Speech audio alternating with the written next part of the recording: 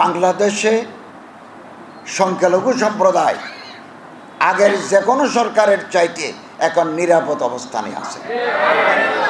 বাইরে মিথ্যা প্রচারণা চালানো হচ্ছে বাংলাদেশ নিয়ে, অথচ যারা প্রচারণা করছেন তাদের দেশের মাইনরিটিদের কচু কাটা হচ্ছে। আমাদের সাম্প্রদায়িক সম্প্রীতি রক্ষা করা অত্যন্ত প্রয়োজন। আমি আমার মন্ত্রণালয়ে ডেনমার্ক, অস্ট্রেলিয়া, আমেরিকার রাষ্ট্রদূতরা এসেছেন। কালকে এসেছিলেন সৌদি আরবের রাষ্ট্রদূত, মহামান্য রাষ্ট্রদূত। অনেকের উদ্বেগ, তারা বলছেন we have been concerned about the atrocities, about the persecution of the minorities. আমরা ওনাদেরকে ব্যাখ্যা করেছি, হিন্দু বাড়িতে, বৌদ্ধের বাড়িতে, খ্রিস্টানের বাড়িতে, নৃতাত্ত্বিক জাতিগোষ্ঠীর উপাসনালয়ের বাড়িতে যে ছোটোখাটো ঘটনাগুলো ঘটেছে, এগুলো not a political reason, not a religious reason, এটা অবভিয়াসলি পলিটিক্যাল মোটিভেশন।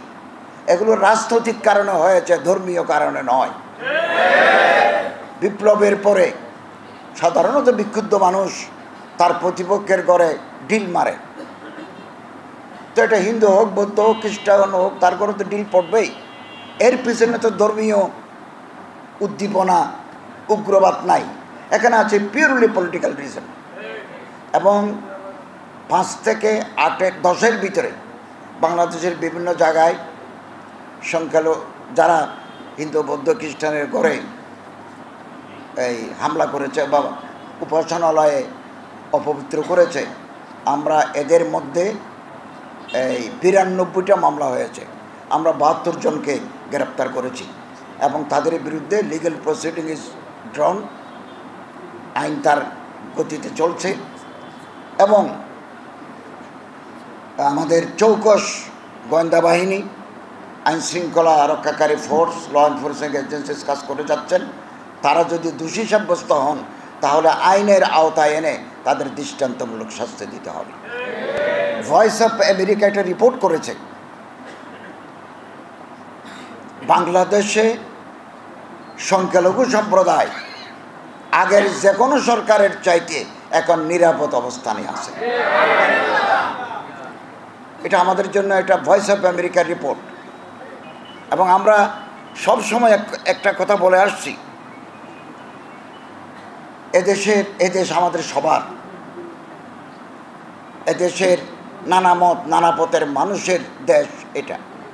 হিন্দু, বৌদ্ধ, খ্রিস্টান, পাহাড়ি, নৃতাত্ত্বিক গোষ্ঠী, সবার দেশ এটা। আমার যেমন অধিকার আছে, আরেকজনেরও সমান অধিকার আছে। আমার যেমন ধর্মচর্চার, শিক্ষা গ্রহণ করার, শিক্ষা বিতরণ করার অধিকার আছে, তাদেরও সমান। এই অধিকার যারা ক্ষুণ্ণ করতে চায় তাদেরকে আইনের আওতায় আনার দায়িত্ব সরকারের। আমরা প্রতিটি মানুষের জান, মাল, ইজ্জত, স্বাধীনতা, ধর্মচর্চার অধিকার প্রদান করতে প্রতিশ্রুতিবদ্ধ। কিন্তু বাইরে মিথ্যা প্রচারণা চালানো হচ্ছে বাংলাদেশ নিয়ে, অথচ যারা প্রচারণা করছেন তাদের দেশের মাইনরিটিদের কচু কাটা হচ্ছে, তাদের ধর্মীয় উপাসনালয় ধ্বংস করা হচ্ছে, তাদের মন্দিরের নিচে শিবলিঙ্গের আবিষ্কার করা হচ্ছে। অথচ আমাদের দেশে এরকম, আমাদের দেশে হিন্দু, বৌদ্ধ, খ্রিস্টান, পাহাড়ি সবাইকে নিয়ে আমরা একসাথে বাজারে যাই, একসাথে স্কুলে পড়ি, একসাথে শিক্ষকতা করি, একসাথে চাকরি করি, একে অপরের সামাজিক অনুষ্ঠানে অংশগ্রহণ করি। এই যে সৌহার্দ্য, আবহমান কালের যে সৌহার্দ্য, এটা আগামী দিনে আমাদের বহাল রাখতে হবে।